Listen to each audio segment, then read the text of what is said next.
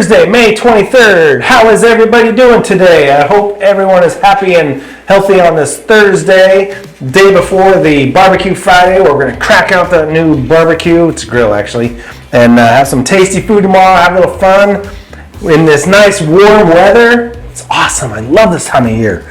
All right, let's start with some headlines.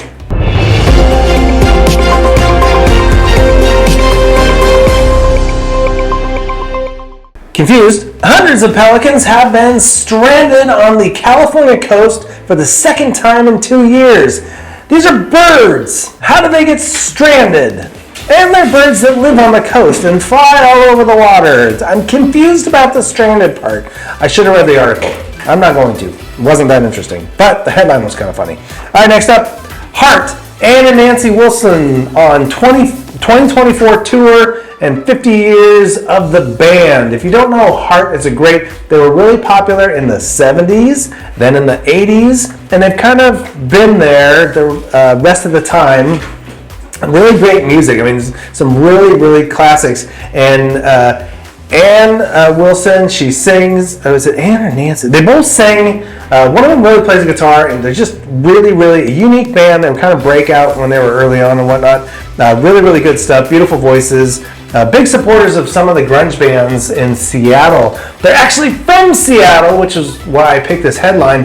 Rumor has it, from friends I grew up with in the neighborhood, that they grew up, Ann and Nancy grew up in the house behind my house, which was on the other side of the hill. So it was like a hill, right? And my house was over here, and their house was over here, and the backs of our properties touched. Now, somebody lived in the house. It was kind of creepy. It's kind of a creepy house when I grew up there. Apparently they had moved out before then, but that's the rumor, that they were in the house behind my house. Yeah. All right.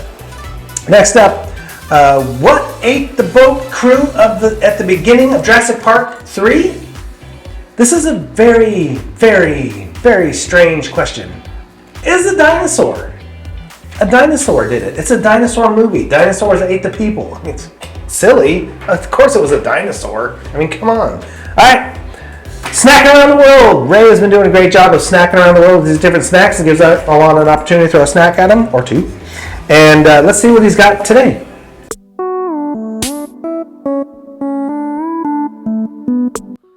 Hey everybody, welcome back to another episode of Snacking Around the World with Ray. This is a show where Alana travels all around the world. She finds different snacks. She comes over here. She chucks them at me. I eat them. I tell you what I think. Sometimes I love them. Sometimes I hate them.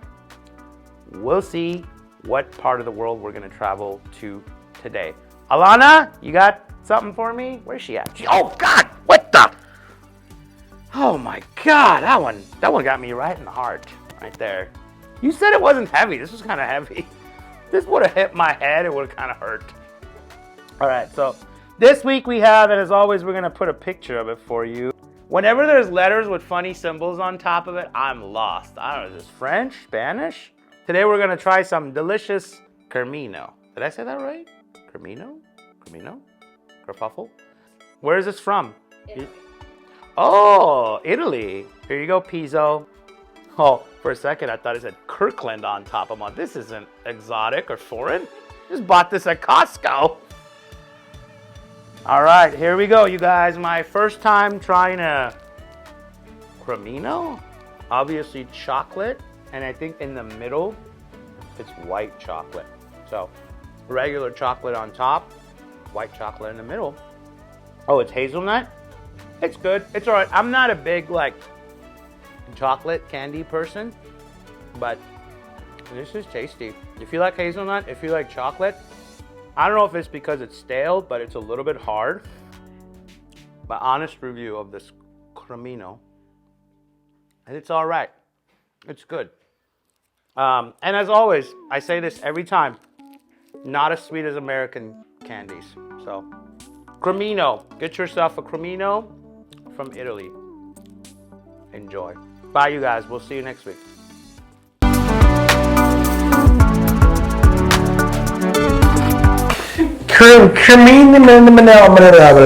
Yeah, from Italy. Cool. I love this. I wouldn't love to actually try all these things. I don't really totally love to try new weird things, but sometimes. But this is a cool segment. I like that. So hopefully you enjoyed that a little bit. Next up, because Thursday we're gonna start planning our movie watching for the weekend. Yes. And I know it sounds like all I do is sit around the house and watch movies all weekend. I don't. I watch some shows, occasionally get out and watch some movies, but I like to mix it up, and this one thing, so my treat for the weekend is watching movies. So here's Austin with his cool movie reviews. Hey everybody, I'm back again. I'm here to talk about a James Bond movie. I know, I already done The Living Daylights, now what am I going to do now? Well, since I did the first of Timothy Dalton's Bond films, I'm going to be doing the first of Pierce Brosnan's Bond films with GoldenEye. Now, basically the plot of GoldenEye, which released back in 1995, if you can believe it, basically the whole plot centers on James Bond and basically the whole conspiracy to try to stop a big giant laser from potentially destroying the entire world, and all the while taking on an old friend turned enemy who faked his own death. And that's basically the plot of GoldenEye, or at least the best I can describe it from what I can remember. But GoldenEye is a really good movie, and that's in part due to Pierce Brosnan's performance as James Bond. He pretty much was the Bond for many people, for a new generation, continuing to do the role for like 3 extra films. Those being Tomorrow Never Dies, The World Is Not Enough, and Die Another Day. And he's really good here. He's charming, likable, charismatic. Overall, has a cool factor that you can really get behind. Plus, you also have Sean Bean playing the main bad guy. You also got Famke Janssen playing one of the Bond girls, along with Ivana Scorpico. I forget what her name is, but she plays the good girl that Bond is with throughout the entire film. You also got a good theme, courtesy of the late Tina Turner, God rest her soul. You got some great action sequences, including one with a tank. You got great production design. Overall, GoldenEye is a really good movie. It really is. If you haven't seen it, go check out GoldenEye. Better yet, go check out all the James Bond movies because they got production value, they got the action, and overall, a ton of fun to watch.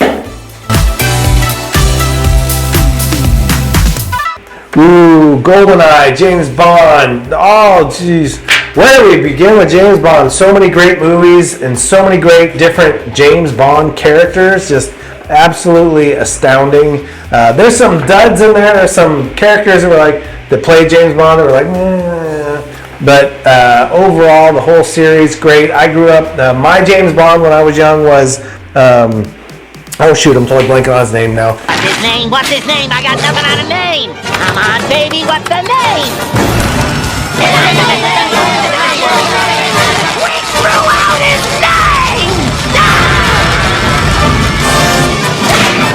Anyway, it's good. Go check out any one of the James Bonds. You can really enjoy it. Roger Moore, that's his name. I knew it was going to come to me. Roger Moore. I grew up with the Roger Moore James Bond movies. And so he's one of my favorites. But yeah, they're all really, really good. Go enjoy. All right, moving right along to We Eat What? No. What? I don't think so. Oh no! We eat what? Good morning, everybody. Here we are on a Thursday. What thing could I talk about and tell you about eating now?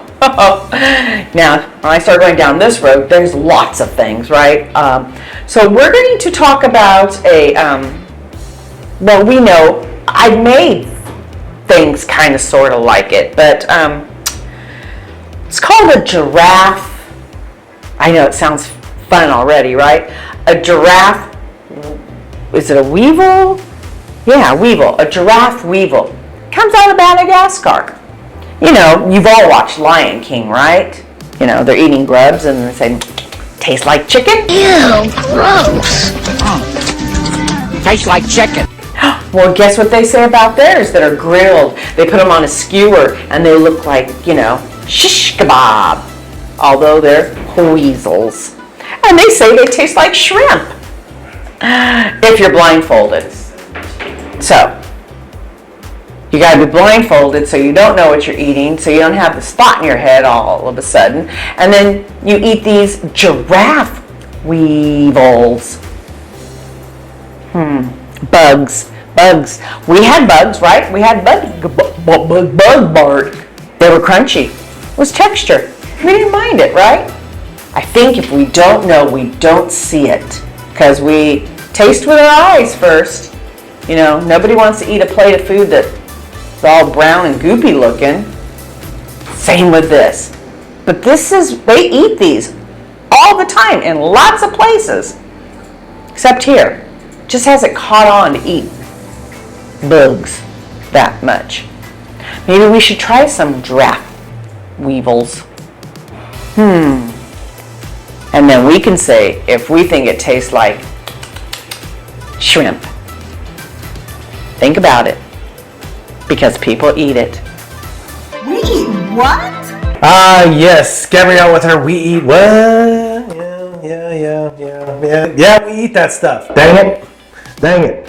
All right, deep thinking time. Put that thinking cap on with the question of the day. What's your favorite chip?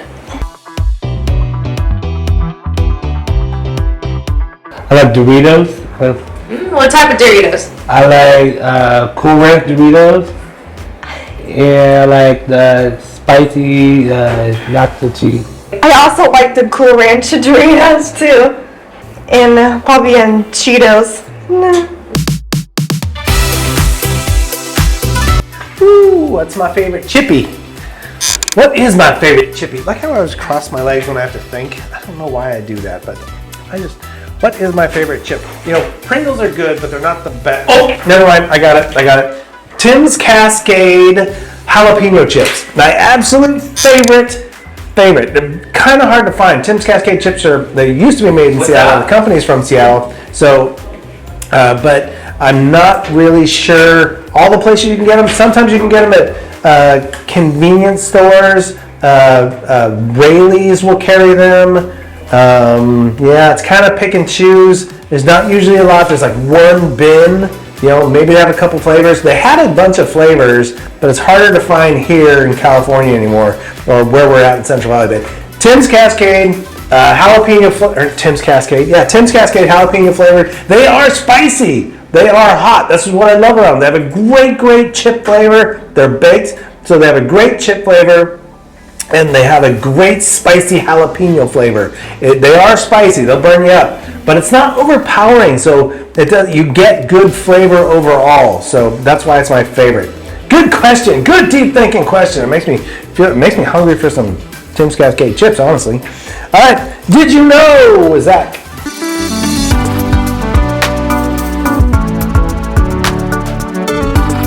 Did you know there's an official ruling for how many licks it takes to get to the center of a Tootsie Pop? It's 364.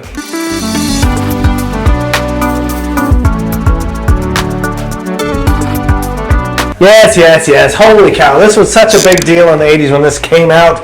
How many licks to see to get to the center of the Tootsie Pop? 2 or 3, whatever the owl said, yes. Everybody thought that this was funny. Nobody was willing to actually do it. But apparently someone got paid to do it, because why else would you do it? 364 is what they say is the number. I don't know. I think that it depends, you know. It depends on the individual, you know. Maybe they're just more efficient with their... Never mind. We don't need to get into it. We'll stick with the 364. All right, guys, that is it for Thursday. We got our barbecue Fizz-Nizzle day tomorrow on Friday. I'm super excited about that. Testing out the new Grilly Grill and some tasty food. So it's going to be fun. We'll see you tomorrow, Friday, on the morning routine. Take care, everybody.